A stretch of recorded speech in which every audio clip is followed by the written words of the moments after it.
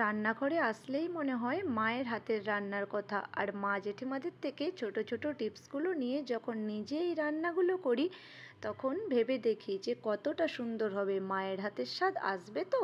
তাই কিছু কই মাছ নিয়ে তার মধ্যে লবণ আর হলুদ গুঁড়ো বেশ ভালো মতো করে মাখিয়ে নিচ্ছি। বেশ ভালো করে মাখানো হয়ে গেলে কড়াই এদিকে বেশ কিছুটা সরিষার তেল গরম হতে দিচ্ছি।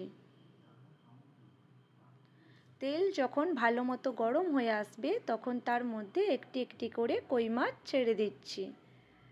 উল্টে পাল্টে একটু লালচে রং করে কই মাছগুলো ভেজে নেব। তবে খুব বেশিক্ষণও ভাজবো না, আবার খুব কমও ভাজবো না, মিডিয়াম করে কই মাছগুলো ভেজে তুলে নেব। ব্যাস, আমি এই রকম করে ভেজে নিয়েছি। এবার মাছগুলো তেল থেকে ছেঁকে তুলে নিচ্ছি। এরপর ওই তেলের মধ্যেই দিয়ে দিচ্ছি দুটো বড় সাইজের পেঁয়াজ কুচি। পেঁয়াজ কুচি দিয়ে পেঁয়াজটা প্রথমে একটু বাদামি করে ভাজবো। এরপর এর মধ্যে দিয়ে দিচ্ছি টমেটো কুচি আর কয়েক কোয়া রসুন। রসুনটা আমি এখানে গোটাই ব্যবহার করেছি, তাতে কিন্তু আমার খাওয়ার সময় ফ্লেভারটা ভীষণ ভালো লাগে।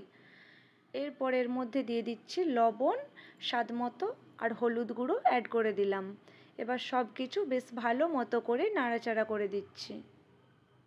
বেশ কিছুক্ষণ ভাজা হয়ে গেলে এর মধ্যে দিয়ে দিচ্ছি লঙ্কার গুঁড়ো, জিরে গুঁড়ো আর 2 চামচ মতো আদা বাটা। এবার সামান্য জল দিয়ে মশলাটা বেশ কিছুক্ষণ ধরে কষিয়ে নিচ্ছি, যতক্ষণ না মশলার থেকে তেল ছেড়ে আসছে। মশলার থেকে যখন তেল ছেড়ে আসবে তখন ভেজে রাখা কই মাছ দিয়ে মশলার সাথে 2 মিনিট মতো কষিয়ে নিচ্ছি, যাতে মাছের গায়ে মশলাটা বেশ ভালো করে লেগে যায়। এরপর উষ্ণ গরম জল দিয়ে দিচ্ছি মাছের মধ্যে।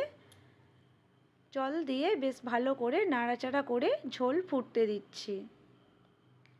মাছগুলো প্রায় 5 মিনিট ঝোলের মধ্যে টকবক করে ফুটিয়ে নেব, যাতে মাছের সাথে মশলাটা খুব ভালোভাবে আসে।